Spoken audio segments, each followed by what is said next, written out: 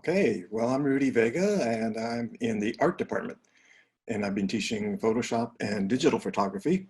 So I'm going to start with the website for the Photoshop class. Um, I have to say that this has been a challenging exercise and I've learned a lot and come to appreciate the benefits of using Canvas and organizing the class structure around it. I remember last summer I had a student who approached me and said, well, I looked at the website, the class website, and there was nothing there. And I thought, what class website? So I had no idea that this even existed at that time. I've been teaching this course, or for summer session, not Photoshop in particular, but I've taught other courses related to photography for about 25 years. And as a result, I'm pretty set in my ways. Although every summer I would tweak the class, this represents a little bit more than a tweak. And so the learning curve has been quite steep for me, but nonetheless, I'm happy the way it turned out. And similar to what other people have presented, it's kind of a top-down, side-to-side kind of navigation through the various assignments and what's expected of the students, when it's expected, and so forth. In my particular class, given that it's Photoshop, it can be kind of distilled down to being a how-to type of course. And so students come to the class with already varying degrees of particular skill sets as it relates to Photoshop. But so in many respects, that's where the challenge lies of a course like this, how to make it not be boring for students that already have a particular level that's above beginning. And then I have beginning students that, of course, you don't want to move too fast. So that's something I continually have to grapple with. And hopefully this course and the ability to set it up within Canvas kind of allows me to address some of those issues. I'm just scrolling down here. You can see some of the stuff that has in common with most of you. And clicking next will kind of navigate through the various process.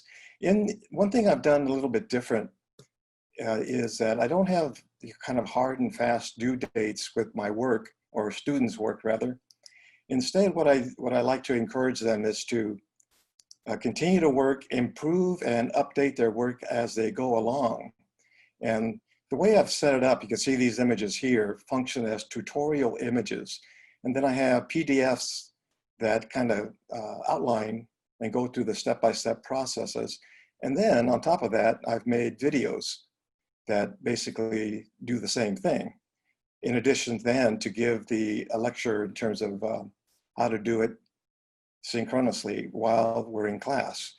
And then I give them homework. So basically they do the same project on the images that they're choosing, just to kind of reinforce the lesson plans of a given week and then build on that. Their final project is something I'm doing a little bit different.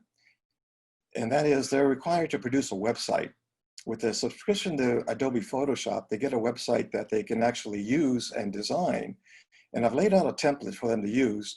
What you're seeing here on the screen is various assignments. And if you hover over it, they get a little caption emerges. And the way the class works is that they do a before and then an after.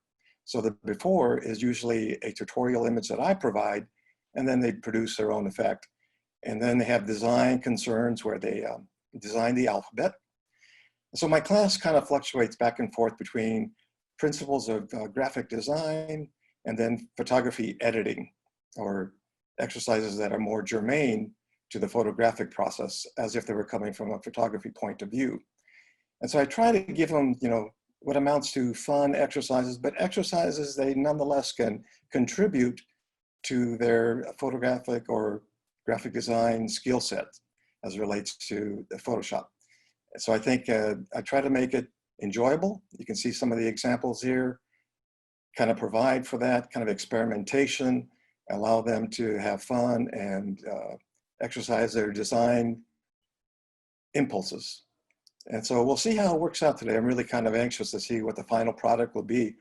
Again, given that in the past, I've just had them upload a portfolio to the school server and take it from there. So a website, I think, is kind of unique, and it'll allow me whether or not to continue with that method. I'm really hopeful that that will be the case and that the students will be excited about it. It'll give them another perk the class that Photoshop, that they can take advantage through their Photoshop subscription. And there's a video here that kind of outlines the various how-to of setting up their website. And so that basically is my presentation to the website. Thank you very much.